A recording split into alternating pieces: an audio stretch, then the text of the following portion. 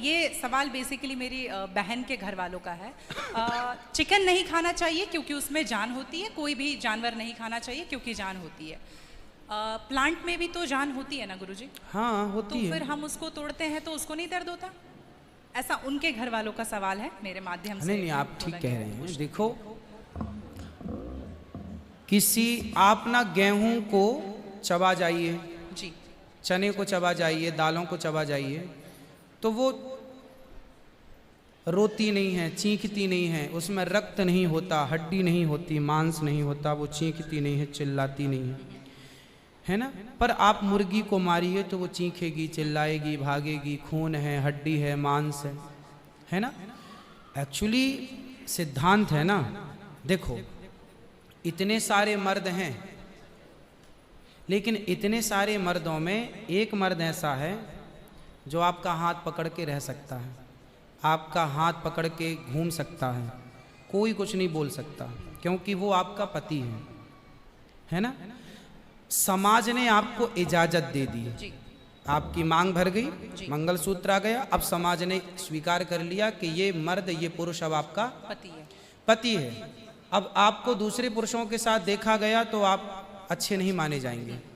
तो जैसे समाज ने एक पुरुष के संग, एक स्त्री के संग इजाजत दे दी, शास्त्र ने इजाजत दे दी कि आप इसके साथ रह सकते, ये लीगल है, उसी तरह आपको गेहूं, चावल, अंकुरित अनाज चीजें, दाल, चावल, सब्जी, रोटी खाना लीगल, वेद ने आज्ञा दे दी, ये खा सकते हैं।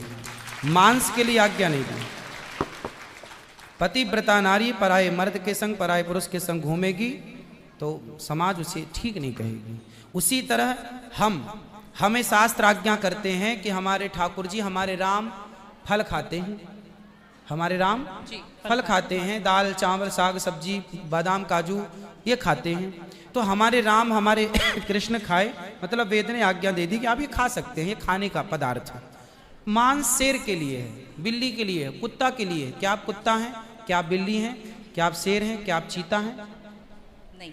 फिर जब हम मनुष्य हैं तो मनुष्यवत व्यवहार करें जी। हम वो ना खाएं जो हमारे लिए नहीं है। अब मांस खाने वाले जानवर ना, आप गौर से देखिएगा, मांस खाने वाले जितने जानवर होते हैं, कुत्ता, बिल्ली, चीता, शेर, सब जीभ से चाट चाट के पानी पीते हैं जी।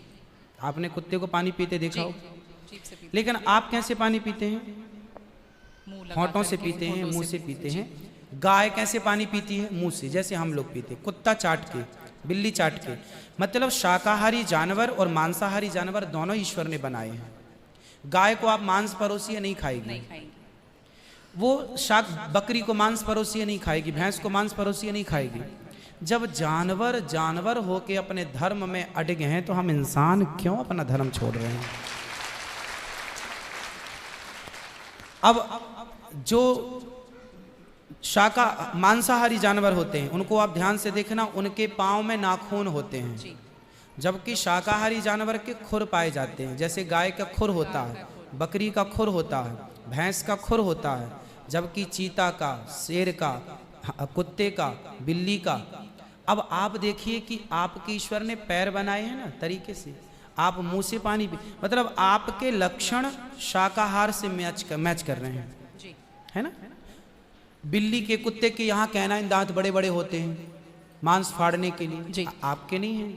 मतलब आप ईश्वर की तरफ से शाकाहार। और अब मैं नहीं कहता, आप मेडिकल साइंस का अध्ययन करके देखिएगा, साइंटिस्ट लोग अब सिद्ध। अभी मैं इंग्लैंड गया था, वहाँ मुझे बताया कि जो अंग्रेज लोग, इनके बाप दादी जो मांस खाते चले आए हैं, अब कुछ अंग्रेज लोग इतने जागरूक हो गए हैं कि अब वो मांस नहीं खाते। वो कहते हैं कि अब इसको खाने से बीमारियां बढ़ रही हैं, लोग परेशान हो रहे हैं। पहले के लोग जंगल में कंदमूल फल खाते थे, ये अब खाने लग गए हैं, सुअर खा रहे हैं, कुत्ता खा रहे हैं।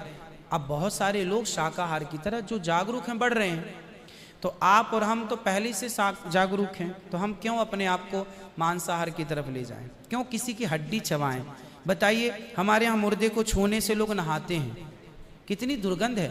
अब देखो, आप गेहूं, आप पालक काटो, गोभी काटो, है ना, मूली काटो, गाजर काटो, दाल पकाओ, कोई दुर्गंध आती है आपकी रसोई में? नहीं। लेकिन आप मुर्गी पकाओ, मुर्गी काटो, बिल्कुल वो बदबू से भर जाएगा। मतलब आपकी नाक भी आपको गवाह देने लग जाएगी, भाई बस कर, है ना। तो शरीर एक्सेप्ट नहीं करता, आप जबरदस्ती खिला रहे हैं।